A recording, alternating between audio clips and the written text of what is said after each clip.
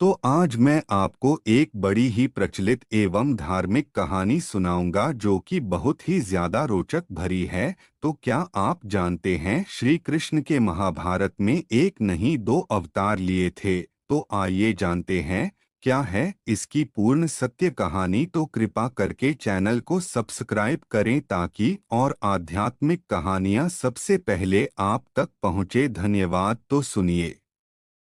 अर्जुन ने अपने आप को श्री कृष्ण को समर्पित कर दिया था। अर्जुन होता हुआ भी नहीं था, इसलिए कि उसने जो कुछ किया अर्जुन के रूप में नहीं, श्री कृष्ण के सेवक के रूप में किया। सेवक की चिंता स्वामी की चिंता बन जाती है।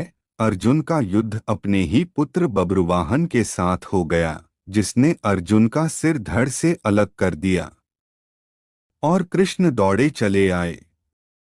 उनके प्रिय सखा और भक्त के प्राण जो संकट में पड़ गए थे।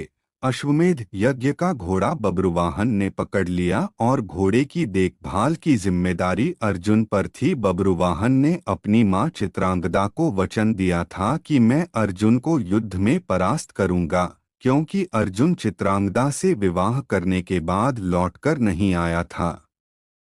और इसी बीच चित्रांगदा ने बब्रुवाहन को जन्म दिया था। चित्रांगदा अर्जुन से नाराज थी और उसने अपने पुत्र को यह तो कह दिया था कि तुमने अर्जुन को परास्त करना है, लेकिन यह नहीं बताया था कि अर्जुन ही तुम्हारा पिता है।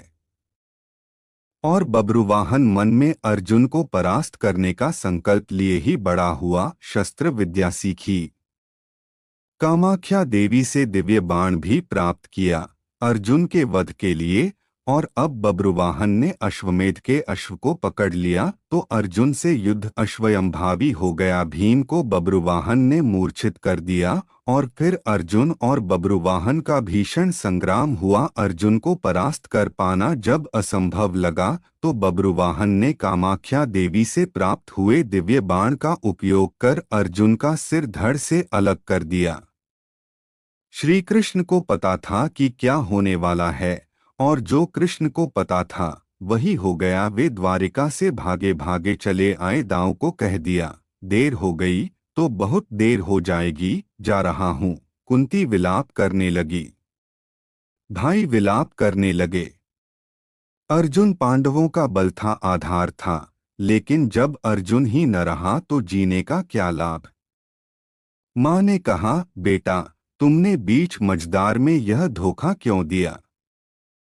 माँ बच्चों के कंधों पर इस संसार से जाती है और तुम मुझसे पहले ही चले गए। यह हुआ कैसे, यह हुआ क्यों। जिसके सखा श्री कृष्ण हो, जिसके सारथी श्री कृष्ण हो, वह यूं निष्प्राण धरती पर नहीं लेट सकता। पर यह हो कैसे गया। देवी गंगा आई, कुंती को कहा, रोने से क्या फायदा, अर्जुन को उसके कर्म का फल मिला है, जानती हो। अर्जुन ने मेरे पुत्र भीष्म का वध किया था। धोखे से वह तो अर्जुन को अपना पुत्र मानता था, पुत्र का ही प्यार देता था, लेकिन अर्जुन ने शिखंडी की आड़ लेकर मेरे पुत्र को बाणों की शैया पर सुला दिया था। क्यों। भीष्म ने तो अपने हथियार नीचे रख दिए थे। वह शिखंडी पर बाण नहीं चला सकता था, वह प्रतिज्ञाबद्ध था। लेकिन अर्जुन ने तब भी मेरे पुत्र की छाती को बाणों से छलनी किया। तुम्हें शायद याद नहीं, लेकिन मुझे अच्छी तरह याद है। तब मैं भी बहुत रोई थी। अब अर्जुन का सिर धड़ से अलग है। बब्रुवाहन ने जिस बाण से अर्जुन का सिर धड़ से अलग किया है वह कामाख्या देवी माध्यम से मैंने ही दिया था। अर्जुन को परास्त कर पाना बब्रुवाहन के लिए कठिन था। आखिर उसने मेरे ही बाण का प्रयोग किया और मैंने अपना प्रतिशोध ले लिया। अब क्यों रोती हो कुंती। अर्जुन ने मेरे पुत्र का वध किया था और अब उसी के पुत्र ने उसका वध किया है। अब रोने से क्या लाभ। जैसा उसने किया वैसा ही पाया। मैंने अपना प्रतिशोध ले लिया। और प्रतिशोध शब्द भगवान श्री कृष्ण ने सुन लिया, हैरान हुए। अर्जुन का सिर धड़ से अलग था और गंगा मैया भीष्म की मां अर्जुन का सिर धड़ से अलग किए जाने को अपने प्रतिशोध की पूर्ति बता रही हैं। श्री कृष्ण सहन नहीं कर सके। एक नजर भर अर्जुन के शरीर को, बुआ कुंती को, पांडु पुत्रों को देखा, बब्रुवाहन और चित्रांगदा को भी देखा। कहा, गंगा मैया, आप किससे किससे प्रतिशोध की बात कर रही हैं? बुआ कुंती से, अर्जुन से, या फिर एक माँ से? माँ कभी माँ से प्रतिशोध नहीं ले सकती। माँ का हृदय एक समान होता है, अर्जुन की माँ का हो या भीष्म की माँ का। आपने किस माँ प्रतिशोध लिया है? गंगा ने कहा, वासुदेव। अर्जुन ने मेरे पुत्र का उस समय वध किया था जब वह निहत्था था। क्या यह उचित था? मैंने भी अर्जुन का वध करा दिया। श्री कृष्ण ने समझाया, अर्जुन ने जिस स्थिति में भीष्म का वध किया, वह स्थिति भी तो पितामह ने ही अर्जुन को बताई थी। क्योंकि पितामह युद्ध में होते तो अर्जुन की जीत असंभव थी, और युद्ध से हटने का मार्ग स्वयं पितामह ने ही बताया था। लेकिन यहाँ तो स्थिति और है, अर्जुन ने तो बब्रुवाहन के प्रहारों को रोका ही है।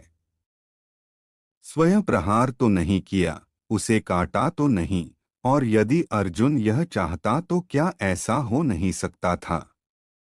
अर्जुन ने तो आपका मान बढ़ाया है, कामाख्या देवी द्वारा दिए गए आपके ही बाण का प्रतिशोध लेकर आपने पितामह का, अपने पुत्र का भी भला नहीं किया। गंगा दुविधा में पड़ गई। श्री कृष्ण के तर्कों का उसके पास जवाब नहीं था। पूछा, क्या करना चाहिए? जो होना था सो हो गया, आप ही मार्ग सुझाएं। श्री कृष्ण ने कहा, आपकी प्रतिज्ञा पूरी हो गई, उपाय तो किया ही जा सकता है, कोई रास्ता तो होता ही है। जो प्रतिज्ञा आपने की वह पूरी हो गई। जो प्रतिज्ञा पूरी हो गई तो अब उसे वापस भी लिया जा सकता है। यदि आप चाहें तो क्या नहीं हो सकता? कोई रास्ता तो निकाला ही जा सकता है। गंगा की समझ में बात आ गई और माँ गंगा ने अर्जुन का सिर धड़ से जोड़ने का मार्ग सुझा दिया।